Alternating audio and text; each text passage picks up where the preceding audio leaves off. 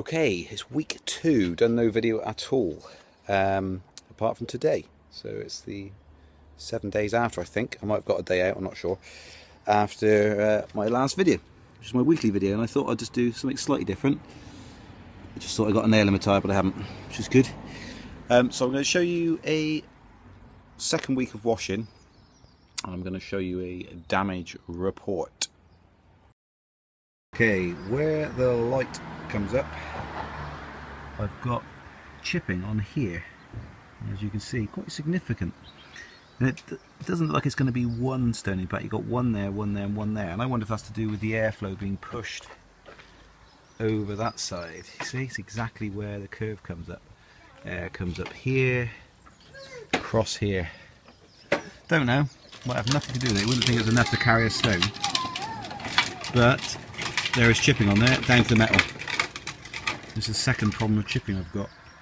But it may be to be coincidence, nothing on the other side, so it might have nothing to do with that. Number 2. Now this bumper, that is not a piece of tar, which you get sometimes, that's actually a chip out of it.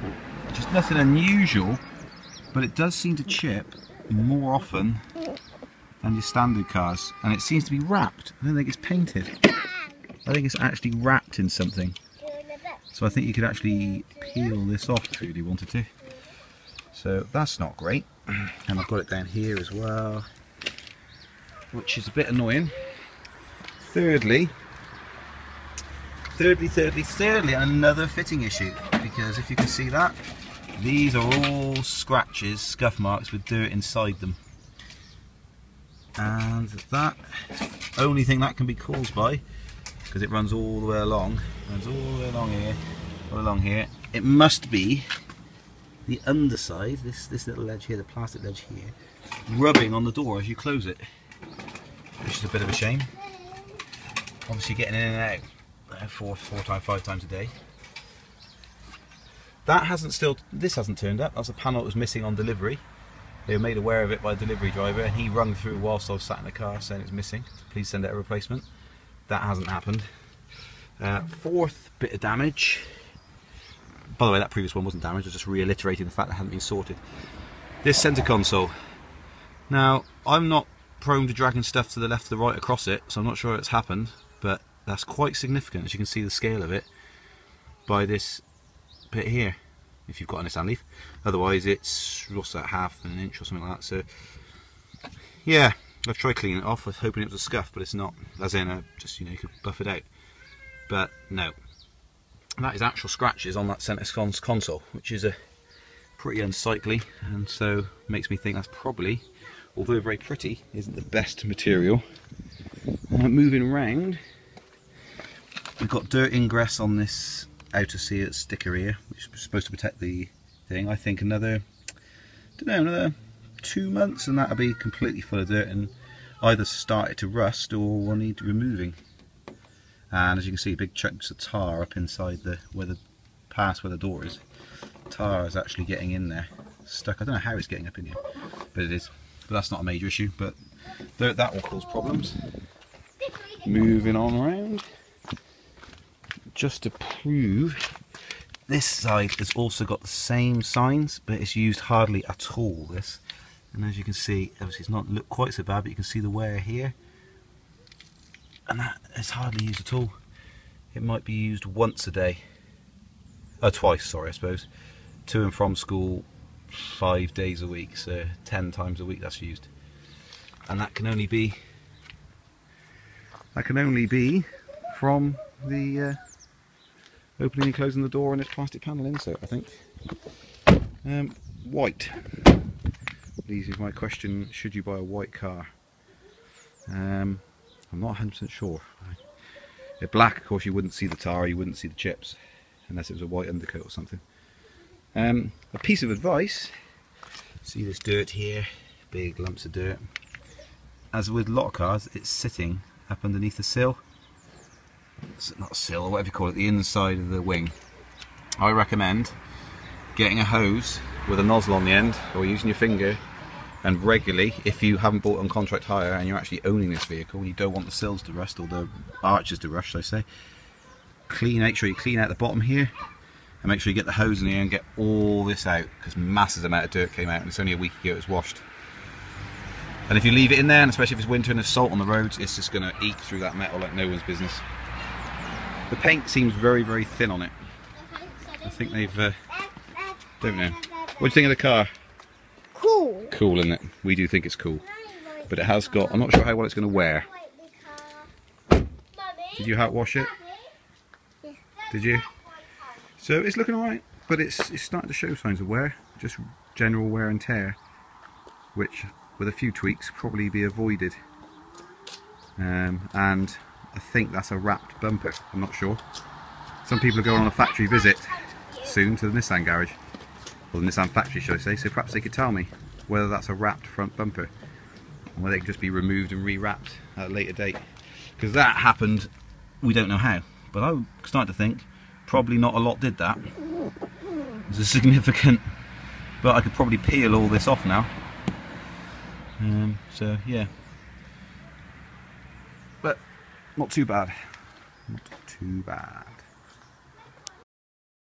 Right, so that really is just giving you an overview. It's not a moan, it's just giving you an overview of what you might have to expect if you oh, it's too bright, let me go forward.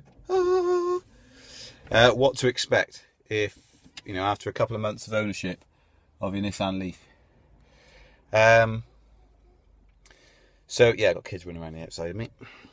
Turn that off. You get general wear and tear. They're just, oh, that's the kids. How do I lock the car? There's a button here somewhere you can lock the doors. Yeah, there you go, I've locked it. He's trying to get in. I'll try and carry on regardless anyway. Someone trying to attack my vehicle, little children. The other thing that I wanted to point out was regarding the ABS. Hold on a second. I'm going to tell these kids to be quiet. Got them to be quiet. No, I haven't. Anyway, the ABS. If you're using the it's to do with the regen and the ABS. I did a video on this before. The battery ran out, which is a bit annoying. Anyway, to summarise, and some of you may have noticed this, or if you haven't got one yet, you've got to be very wary. I rely heavily on B mode and the regeneration. So if you've got the scenarios I've had it in, one of those scenarios is queues of traffic on the left-hand side of the road. I'm obviously travelling on the left-hand side of the road. I'm going to go past those cars and suddenly notice a car comes around the corner on the other side of the road. I have to give way. So you slam your foot on the brake. You're getting, like, to start with, whatever it is, it's like 80% regeneration, which is braking the car. Now, if you hit a bit of slippery manhole cover or a pothole, like I did, the ABS cuts in because it thinks it's slipping. That seems to completely get rid of the regeneration. So suddenly you lose that 80%, and then you're only 20% on the actual brake, and the car shoots forward, and you have to make sure you quickly slam your foot right down, and then the ABS gets and cuts in. Otherwise, you could just crash into a car. It seems very, very strange that it would get. I can kind of understand why they might do it. I couldn't explain it in words, but to suddenly lose the regeneration in B mode to enable the ABS to work, I don't know. Maybe it's a necessity, but it's definitely, if it's a necessity, it's one to watch, because I've had it twice now in the last week and a half, where I've gone, whoa, slam the brake on, or it's not slam it on, put the brake on hard, the regeneration is cutting in, it's lovely, it's slowing right down, it slips and it suddenly comes off, and suddenly you have to put your foot right down to the floor to make sure that it actually stops the vehicle. Others may have had that experience. I would have said it's verging on the dangerous, but the occurrences of it are very limited. You have to get the wheel to slip. The wheel has to be slipping. So you have to be braking pretty hard, and you have to be on a dodgy bit of road at the same time. I've never had it while just driving along freely. It's only with situations where I'm driving sub 20 miles an hour, slam the brake on to quickly stop. So I think that's probably about it. If I've got anything else, I shall film it. If not, see you next week. Oh yeah, my fog dock, still holding up. I've been sat here doing a bit of filming, and there it is. There's rain on the outside, well, washing up stuff on the outside, but that's the inside. It's sort of misted up because my clothes are wet, my shoes are wet. Still going, I haven't done anything to it at all. I just left it. It needs rebuffing really, but I just left it as long as I can, and that's quite a few weeks ago now. All looking good.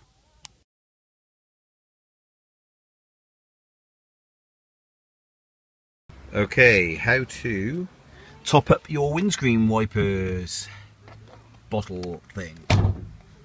So just pop that up. If you've got a left-hand drive, of course, it'll be on the left-hand side. About in the middle here, put your hand in there, and about in the middle. I'm not sure if you can see it, you can hear it.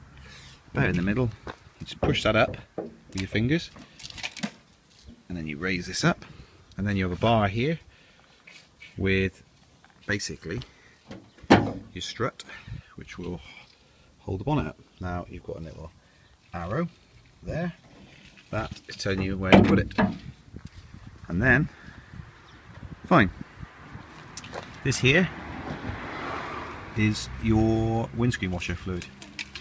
You could be slightly off put by this, which is right next to it when that gets hot, but this doesn't. But that's actually warning you of a fan, really, if you take the time to actually read it, which the fan is in there. There's those bits.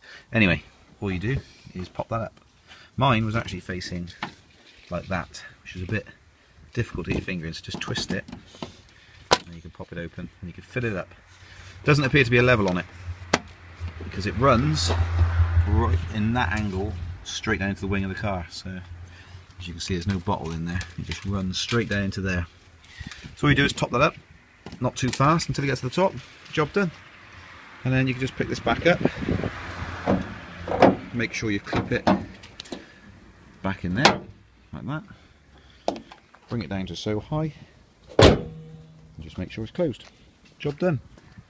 There you go.